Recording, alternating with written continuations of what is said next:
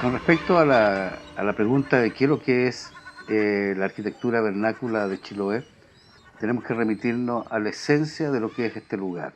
Estamos hablando de que esta arquitectura es la arquitectura de un archipiélago y por lo mismo es una arquitectura que busca respuesta a los tres elementos centrales de un archipiélago, que son el territorio, el maritorio y el borde mar.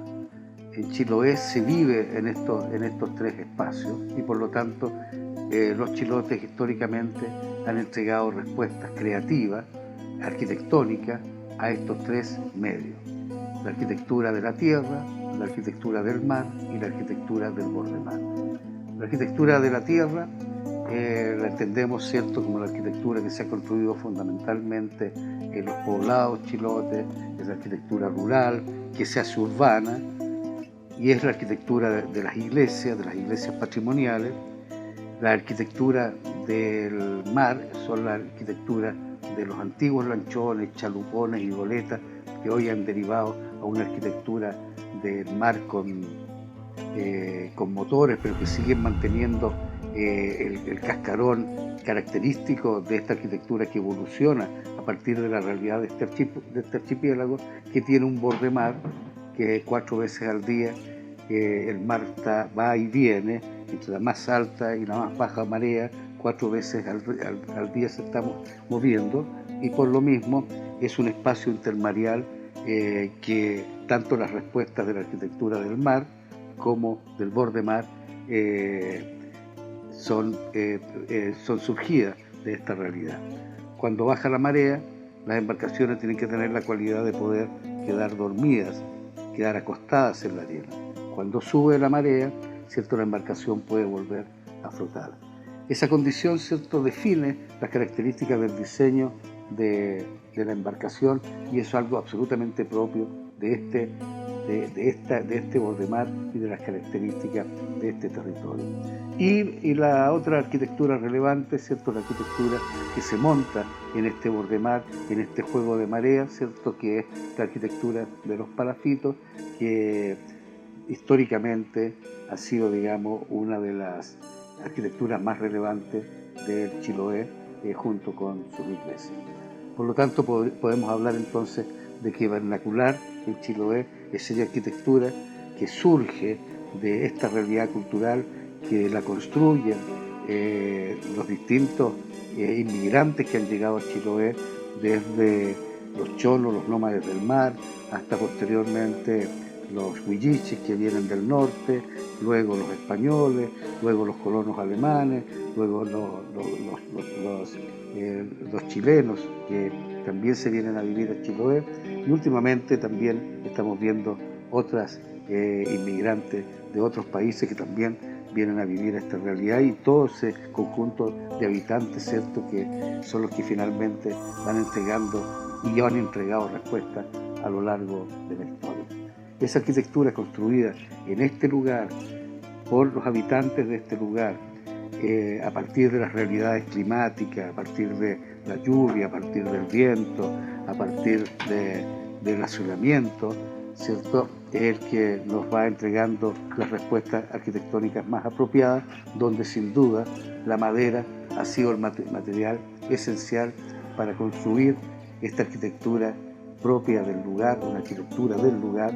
y donde las maderas del bosque nativo han ido encontrando en la construcción el lugar, van encontrando la función más específica que de acuerdo a las características de la materia. Y la madera que proviene del bosque nativo, las distintas maderas son utilizadas de acuerdo a las características del material en la construcción, tanto de la tierra, del mar como del borde mar. Las maderas rojas se utilizan fundamentalmente en estructuras como son el ulmo, el coihue. Las maderas rubias se utilizan en interiores. Las maderas milenarias, como la tejuela de Lerce, que es imputrescible, o el ciprés de las Huaytecas, se utilizan como revestimientos exteriores o interiores, o para puertas y ventanas. Las maderas blancas, como la tepa, se usan en interiores. Las maderas rosadas se usan para hacer artesanía. En fin, en este mundo, esta cultura de la madera, esta cultura ligada a este territorio, ligada al borde mar, se realiza y se construye con los materiales que se tenían a mano, y ellos fueron los que fueron consolidando esta arquitectura que hasta el día de hoy, ¿cierto?, define y marca y condiciona el paisaje cultural de Chiloé. Y en ese sentido, un exponente importante de esta arquitectura vernacular es el palafito de Tongoy, que es un palafito de características neoclásicas, construido hace 100 años atrás en la playa de Tongoy. Es un edificio esta casa palafítica, que es tal vez la más antigua de la isla, marca y define claramente el paisaje cultural del lugar. O sea, si no existiese ese palafito, el lugar sería absolutamente diferente. Ahí donde se conjuga arquitectura y lugar, se conjugan de manera extraordinaria. Y este palafito a lo largo del tiempo ha tenido distintas funciones y distintos usos. En algún minuto, que cuando no existían los caminos, no existían los caminos, y la gente que venía de las islas estaba obligado a llegar en embarcaciones, en lanchas, en botes, en chalupones.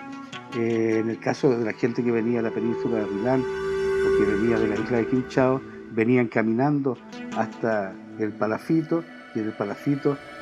estaban los botes con remadores que cruzaban a la gente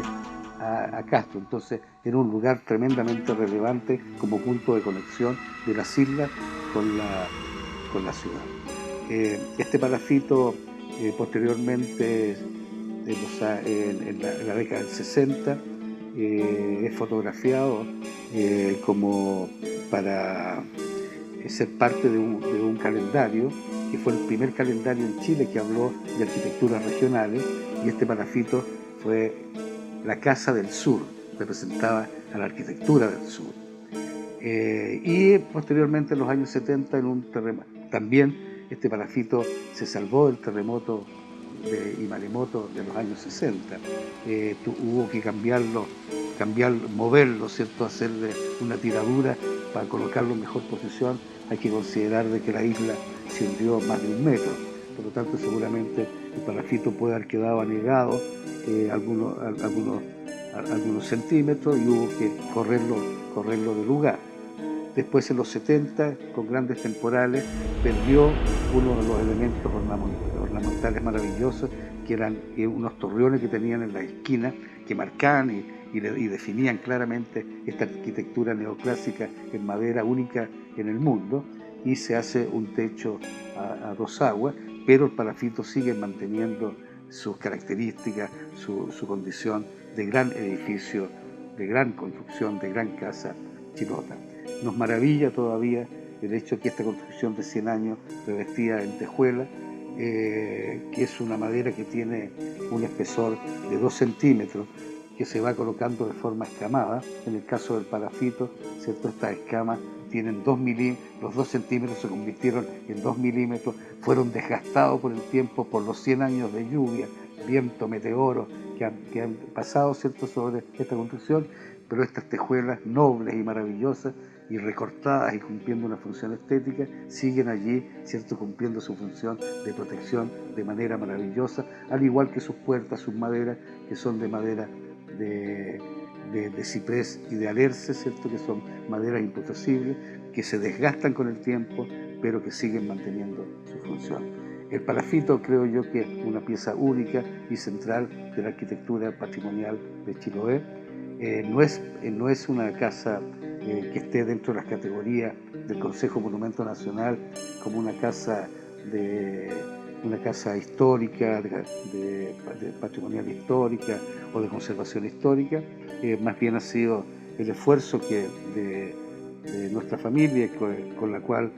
la compramos hace 22 años, justamente con el fin de preservarla, y hemos estado año a año manteniéndola